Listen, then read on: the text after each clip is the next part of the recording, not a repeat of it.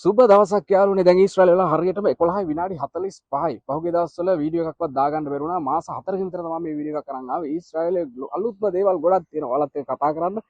ඒ වගේම ඊශ්‍රායලයේ ශ්‍රී ලාංකිකයන් නම් ගොඩක්ම අපල කාලයක් වගේ මේ කාලය දැන් සතියකට කලින් අපේ කොල්ලෙක් බෙල්ල කපලා මැරුවා. ඒ වගේම අද උදේ වෙනකොට අපේ කොල්ලෙක් තවත් ජීවිතේ සමුගත්තා. ඉතින් ගොඩක් දේවල් තියෙනවා කතා කරන්න. අපි ඉස්සරහට ගිහලා කතා කරමු. අපේ කොල්ලන්ට මොකද්ද මේ වෙලා තියෙන අපලේ කියලා. එහෙනම් අපි යන් ඉස්සරහට.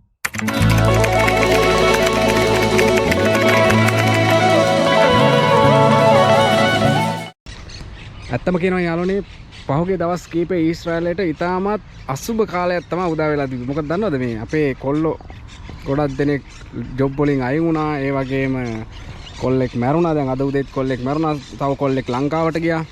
මේ ගිරව් වගේක් කෑ ගහනවා. පුදුම කරදරයක් තියෙන. වීඩියෝ එකක් කරන්න එළියට ආවරොස්ස වීඩියෝ නිදහසේ වීඩියෝ එකක් කරන්න නෑ මචං. ඔහොම තමයි. ඉතින් ගිරව් කෑ ගහන එක පැත්තෙන් අනිත් පැත්තෙන් වාහන යනවා. මේ විනාඩි 5න් 5ට උඩින් ෆ්ලයිට් යනවා. පුදුම ප්‍රශ්න තියෙන්නේ.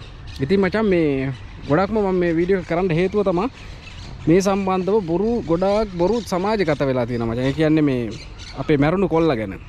ඇත්තම සීන් එක මං කියලා මේ Facebook එකේ වීඩියෝ එකක් දැම්මා. නමුත් කොහෙන් අරගෙන දන්නේ මොන මූලාශ්‍ර වලින් උපුටගෙන දන්නේ මේ මාර විදිහට මේ කොල්ලට මඩ ගහනවා. ඒ වගේම අමානුෂික විදිහට ඒ කොල්ලගේ චරිතය ඝාතනය කරනවා. මේ මැරිච් එකට මැරිලවත් ඉන්න දෙන්නේ නැති සිද්ධියක් තමයි දැන් දකින්න තියෙන්නේ. ඉතින් මේ ඒ ගැන පොඩ්ඩක් කතා කරන්න ඕනේ කියලා හිතුණා. මචං සිද්ධිය වුණේ එදා මේ ඉතින් ওই සිද්ධිය වෙච්ච දවසේ මචං රෑ හරියටම 11ට 11:10ට විතර අපිට කෝල් එකක් ආවා. එතන හිටපු කෝල් එකේ මෙහෙම සිද්ධියක් වුණා කියලා. ඉතින් අපිට පස්සේ උගෙනුත් අහලා බලමු මොකද්ද මචං උනේ මෙහෙමයි කියලා. ඊට පස්සේ කොල්ලෝ ටිකක් එතන එළියේ මේ 11ට විතර බියර් එකක් බිබී ඉඳලා තියෙනවා. ඊට පස්සේ අනිත් කොල්ලෝ සෙට් එක ඇපාර්ට්මන්ට් එකත් ඒ කිට්ටු. ඒ කියන්නේ මචං මං ඉන්න තැන ඉඳලා කිලෝමීටර් 10ක්වත් නෑ ඔය කියන තැනට. හරිද? ටෙලු බස් ස්ටෑන්ඩ් එකට මං ඉන්න තැන ඉඳලා කිලෝමීටර් 10ක්වත් නෑ. පොඩි දුරක් තියෙන්නේ. ඉතින් කොල්ලෝ ටික ඇපාර්ට්මන්ට් එකට ගියා කියලා කිව්වා. ඊට පස්සේ ඌ එතන පොඩක් නතර වෙලා කතා කරද්දී තව කළු ජාතිකයෙක් ඇවිල්ලා මොන හරි කතා බහක් ඇතුළේ. ඒවා අපි දන්නේ නැහැ මචං. මැරිච් එක විතරයි මේ සීන් එක දන්නේ. එතන අනිත් උන් ඉඳලත් නැහැනේ. අනික මේක මචං මේ ඉන්වෙස්ටිගේෂන් එකක් යනවානේ. පරීක්ෂණයක් යනවානේ මචං. මේ පරීක්ෂණය යනකොට අපිට මචං පූර්ව කතනයක් කරන්න බෑ මේ මෙහෙම වෙලා තියෙන මෙහෙම වෙලා තියෙන කියලා. ඉතින් ඌ ඒ වෙලාවේ මේ අනිත් කොල්ලෝ ටික පල්ලහට යනකොට ඌගේ බෙල්ල කපලා මචං බෙල්ලත් අරන් ගිහිල්ලා රු. ඉතින් මේක මේ ක්ලබ් එකක් ඇතුලේ වෙච්ච එකක්වත් නැත්තම් ක්ලබ් එකක් ඇතුලේ පාටි දාලවත් එහෙම නෙමෙයි මචං. මේ වගේ මේ පේනවනේ මේක දැන් පාක් එකක් නේ. මෙන්න මේ වගේ පාක් එකක් තියෙනවා. උතන බස් ස්ටෑන්ඩ් එකට හැපැත්තේ පාක් දෙක තුනක් තියෙනවා. පොඩි පාක් එකක්. අන්න ඒකේ තමයි උන් ඉඳලා තියෙන්නේ. රෑ 11ට විතර මේ වගේ මචං බංකු ගහලා තියෙනවා. මේ තියෙන බංකු. මෙන්න මේ වගේ බංකු ගහලා තියෙනවා. මේ බංකුවක තමයි මචං උන් මේ ඉඳලා තියෙන්නේ. ඌ එහා කෙරවලේ ඉඳලා තියෙනවා. අනිත් එක මේ අපේ එක මේ අයින ඉඳලා තියෙනවා. ඉතින් ඊට කලින් මචං දවසෙත් දැන් මේ ඔය මැරුවා කියන එක මචං පොඩි උන් එනවා. පොඩි උන්ට එහෙම උසුළු කියන්නේ පොඩි උන් එහෙම ඌට විසුළු කරලා තියෙනවා. ඒ කියන්නේ අනම අවුස්ස ගන්න පොඩි ජෝක් කරලා තියෙනවා. ඊට පස්සේ ඔන්න ආයෙත් එකක් යනවා. මේ පස්වෙනි එක මේ විනාඩි 10 ඇතුළත යන පස්වෙනි එක මේ පේනවනේ. ආයෙ වීඩියෝ කරන්න බෑ මේ එළියට ඇවිල්ලා. අර එහා පැත්තේ පාක් එකේ ඉන්නකොට ඒකේ වාහන යනවා ඇම්බුලන්ස් යනවා ඉවරයක් නෑ. ඒකේ වීඩියෝ කරා. දැන් මේකේ මේ ෆ්ලයිට් යනවා.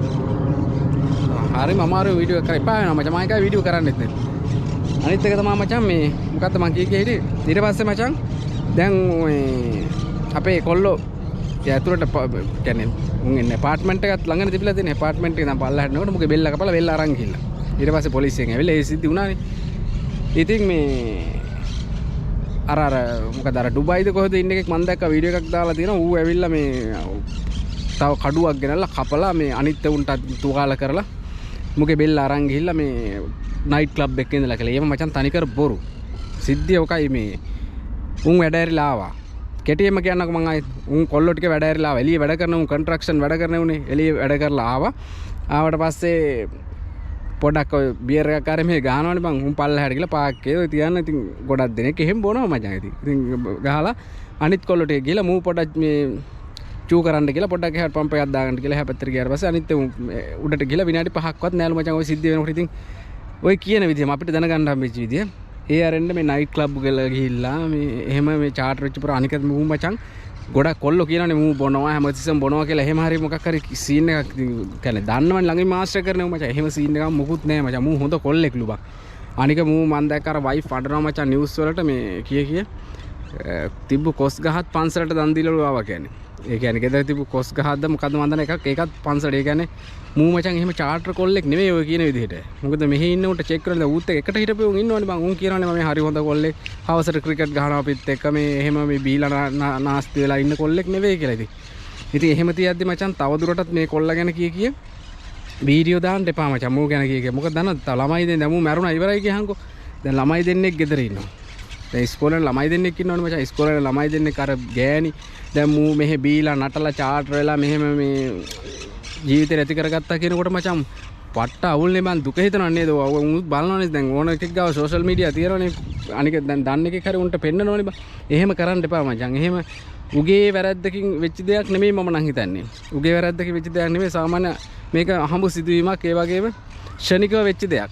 ඒ නිසා මේවට අපිට මේ නිගමන වලට එන්නත් බෑ. අපි දන්නේ නැහැ හරියට. දැන් තාම පරීක්ෂණ කටයුතු වෙනවා මචං. ඒ තියෙද්දි මෙහෙම අපේ මේ කොල්ලට දොස් කියලා මචං වීඩියෝ කරන්න එපා. වීඩියෝ දාන්න එපා. උඹලා කවුරුවත් කමන්නේ වෙන රටවල වලට ඇත්තම සිද්ධිය දන්නේ මෙහෙ ඉන්නේ. දැන් අපි ගොඩාක්ම ළඟ ඉන්න මිනිස්සු මේ පොඩි දුරක් ඇතුළත ඉන්න මිනිස්සු. එහෙම අපි වුණත් එහෙම කියන්නේ නැහැ නේ මචං. අපි පුරෝකතනයක් කරන්නේ නැහැ මේ විදිහට උනේ කියලා. අපිට අහන්න දකින්න සහ ඒ යාළුවෝ කියන විදිහ ඒව තමයි අපිත් කියන්නේ. මොකද අපි ඊතර හිටියේ නැහැ නේ බා. හරියටම දන්නේ මෙරිච් එක. ඌ තමයි දන්නේ හරියම. ඒ නිසා එහෙම කරන්න එපා කියලා මං ඔයාලා ගිහිල්ලාන්නේ. අනිත් එක තමයි අපේ කොල්ලෙක් ලංකාවට ගියා. ඔන්න කොල්ලා දැන් වීඩියෝ දානවා ගිහලා ඉතින් ඌට යන්න ඕන කිව්වා. ඊට පස්සේ අපේ කොල්ල සෙට් එකතු වෙලා කොල්ලව ලංකාවට යවුවා. අපි ටිකට් දාලා ඒ කරන්න තුන දේවල් කරලා අපේ කොල්ලෝ ටිකක් මෙහෙ ඉන්න සෙට් එකක් කොල්ලෝ කෙල්ලෝ ටිකක් එකතු වෙලා අපි ඌට උදව් කරා. ඌ ගියා කොල්ලා දැන් වීඩියෝ දාන සතුටින් ඉන්නවා. ඒ ඌට යන්න ඕන කියලා. අනික මේ ඌට පිස්සෙක් කියලා කිව්වා අනික. මං ඌගේ ෆොටෝ එකක්වත් දාන්න කැමති නෑ මචං. ෆොටෝ දාන එක තේරුමක් නෑනේ. ඌගේ ෆොටෝ හැමතැනම ෂෙයා වෙලා දැන් තියෙන්නේ. ඌට ගහපු මඩ මේ පිස්සෙක් මූ මෙහෙ ඇවිල්ලා ඉන්න බෑ. පිස්සෙක් නෙවෙයි ඌ හොඳට ඉගෙන ගත්තු කොල්ලෙක්. ඌ පිස්සෙක් නෙවෙයි. මෙහෙ ඇවිල්ලා මානසික අර ආතතිය කියන දේ හැමෝටම මේ ස්ට්‍රෙස් එක හැදෙනවනේ. යන්නේ ආතතිය මත ඌ යන්න ඕනේ කියලා කිව්වා. ඉතින් හොඳට මේ ඉංග්‍රීසි මේ ලැන්ග්වේජ් එක හීබ්‍රු භාෂාව එහෙම හොඳට පුළුවන් කොල්ලෙක් ඉතින්. ඉතින් ඒ තියද ඌට යන්න ඕනේ කියලා කිව්වා. ඌ ගියා. ඌ යවුවා. එම්බසියත් එක්ක මම හිතන කතා කරලා ඌ යවුවා. රේගා මට එන්නලු යන්න අපේ සීයා මේ බලන් ඉන්න බැලු මම වීඩියෝ කරනවා. දැනේ සබ්ලනුත් අනිබා විසර ඇසර දක්වොත් මේ ඉතින් ඕක තමයි තත්ත්වය. කොල්ලත් පිස්සෙක් නෙමෙයි. ඔන්න වීඩියෝ දානවා. දැන් ඌට පිස්සු නෑ මොකුත් නෑ. මෙහෙද්දිත් පිස්සු නෑ. ඌට පිස්සා කිව්වා මේ ඇවිදිනවා රේ මේ කියලා කිව්වා. ඉතින් ඔහොම තමයි මෙහා ආවම කොල්ලෝ නන්නත්තර වෙනවා. උන්ට කවුරුත් උදව් කරන්න කතා බහ කරන්න නැති. ඒ නිසා අපි දැන් ඔන්න නම්බර් දාලා තියෙනවා. මෙහි ඉන්න කට්ටිය කතා කරන්න මේ ජීවිත නැති කරගන්න බෙල්ල වෙලා දාගන්න මේ ලංකාවට යන්න දඟලන්න එපා.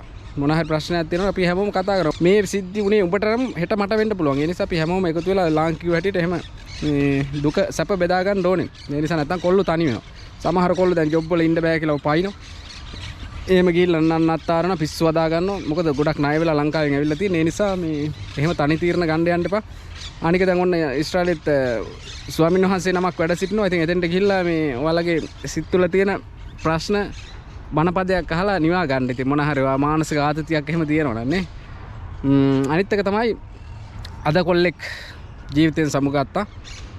ඉතින් ඒක නම් හෘදයාබාධයක් කියලා කියන්නේ. ඉතින් බලමු අපි මොකද වෙන්නේ කියලා. මේක මේ දිගින් දිගටම අපේ කොල්ලොත් අර කොරියාව වගේ මෙහෙත් ඉතින් කොල්ලෝ ජීවිතෙන් සමු කරන පට්ට දුකයි නේ. හෙට අපිද කියන්නත් බෑ මේ වීඩියෝ දාන්න. ඉතින් මේ හින්දා ජීවිතය ගැන කාටවත් කියන්න බෑ.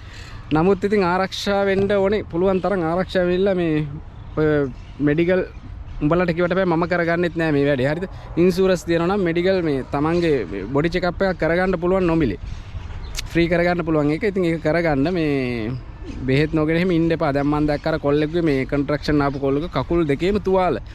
ඉතින් ඌට බෙහෙත් ගන්න විදිහක් නැහැ කිව්වේ. මං කිව්වේ යන්න දැන් ඉන්ෂුරන්ස් එක තියෙනවනේ මචං. ඉන්ෂුරන්ස් එක හැමෝටම දෙන්න ඕනේ. මං ඉන්ෂුරන්ස් එක ගැන ඊළඟ වීඩියෝ එකක් කරන්න ඉක්මනටම වීඩියෝ එකක් දාන්නම්. මේ මට අද වෙලාව නැහැ. මාත් මේ එළියට එන්නේ බොහොම කලාතුරකින් මේ දවස්වල මම 100ත් එක්ක එන්නේ අනික.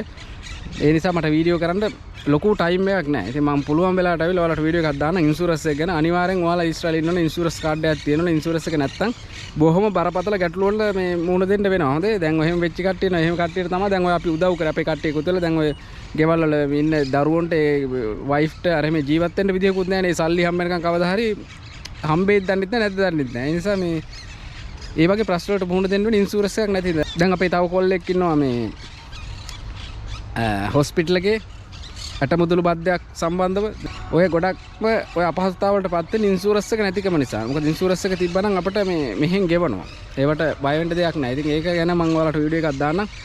එහෙනම් ඕක තමයි කියන්න තියෙන්නේ ඊශ්‍රායලයේ ඉන්න ශ්‍රී ලාංකිකයන්ට මේ දවස්වල අපල කාලයක් උදා වෙලා තියෙන්නේ. ඒ නිසා පරිස්සමෙන් වැඩ කරන්න ඔයාලත් මොකද උඹටද මටද කියලා ભેදයක් නැහැ මචං. සබහා ධර්මයෙන් දෙන දේ බාර ගන්න ඕනේ. හැබැයි ඉතින් ආරක්ෂාවෙන් මත සතුනේ. ආරක්ෂා වෙන්න ඕන. ඔය පලංචි වල අර එහෙම වැඩ කරන්න අපේ කන්ස්ට්‍රක්ෂන් ආපු කොල්ලෝ, එතකොට ඇග්‍රිකල්චර් ආපු කොල්ලෝ එළියේ ඉන්නේ හැම වෙලාවෙම. ඉතින් වැඩ කරනකොට පරිස්සමෙන් වැඩ කරන්න ගමන් බිමන් යනකොට කල්පනාවෙන්. එහෙනම් සුබ දවසක් ඉක්මනටම හම්බෙමු. බයි.